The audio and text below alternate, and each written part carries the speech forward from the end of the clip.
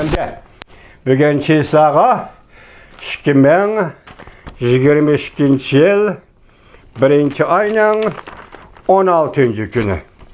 Endikillik şeyimiz bunda vatandaşım. Biz toxtamaya Kazakistan doğru sözlep gelip oturumuz. Endiki Kazakistan'ın vaziyetine ait bir abzas. Mavzumundaq g'alba qilg'uchining erishgini Prezident To'qayevning Qozog'istoni yangi hayotini boshladi. Mavzuda xabar 1. ayning 14. kuni Do'yi torbetida e'lon qilindi. Xabar mundaq boshlandi. 1. ayning 13. kuni Qozog'istonning prezidenti Qosim-Jomart To'qayev televiziya nutqi so'zlab yangi taraqqiyot bosqichiga kirganligini e'lon qildi. Bu endi uzun keseli saat devri başlanıdı digelliktir. Şu güne düştün ki umumi askeri kısımları 2000 bolgan kollektiv bir xatarlik şartnamesiga Azad Devlet Teşkilatı'nın teşvik saklaş kısımları Almatı şehrinde Kazakistan'dan çekiniş murasim ötkazdı. Bu bir galiba Kazakistan'dan çekiniş murasim ötkazdı.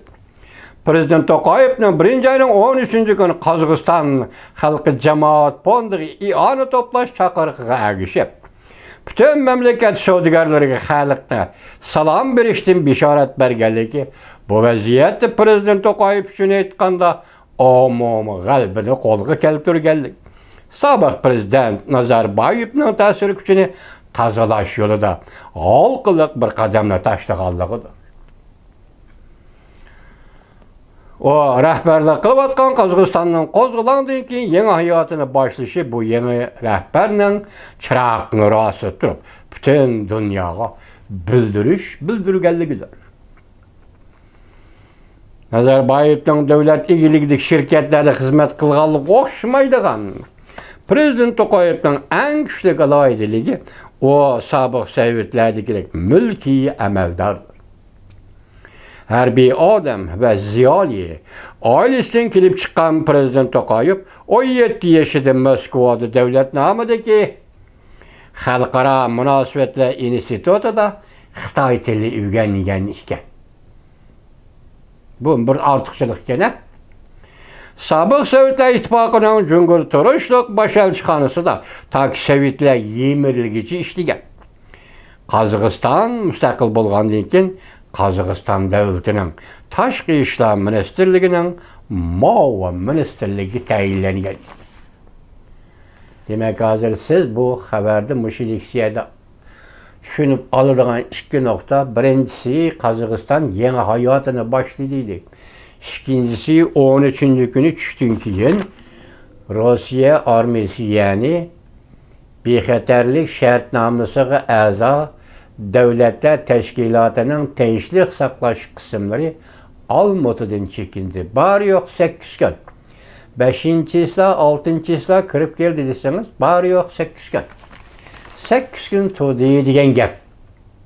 Bu tövende hozir tahlil qilgan vaqtimizda qistirib ketadigan bir jumla so'zimiz bor. Musha deb aytaylik shuni. Jungo hukumati dediki, biz Qozog'istonda ranglik inqilab yuz berishga qarshi turamiz dedi. Bunu bir hükümet, bir devlet davatıdır. Jungo hükümeti bunu davatqanda, ikinci bir devlet, ikinci bir hükümet, Rusya hükümeti allaqachon askar chiqarib bo'ldi degan. Hozir endi 15. kuni Tayvandagi Halqiliq paytlar degan tor beti nayt uzun bir leksiyada qo'ygan mavzu nima desangiz, Jungo Qozog'istonga askar chiqaramdi. Çünkü Jungo'nun arka oilesi egallab ketildi. Mushundaq vaqtda Jungo Qozog'istonga askar chiqaramdi deb mavzu qo'ydi. Bu kechikkan gap, bak kechikkan gap.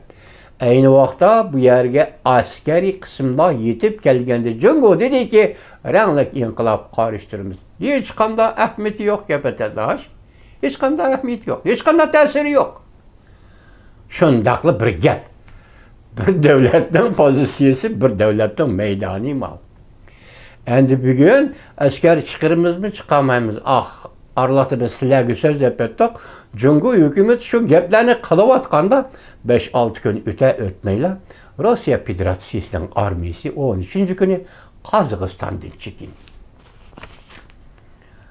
Bu yerdagi nozik bir vaqt tuyg'usi nima vatandosh? Biz kirgan vaqtda sen ranglik inqilob qarıştırman dedim.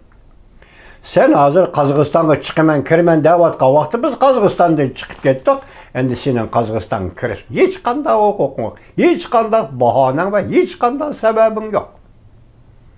Bir nimani sabab qilib keltirolmaysan, bir nimani bahona qilib keltirolmaysan. Ko'rdingmi? Vaqtni tushunib turish. Bu g'albining kapolati vatandosh.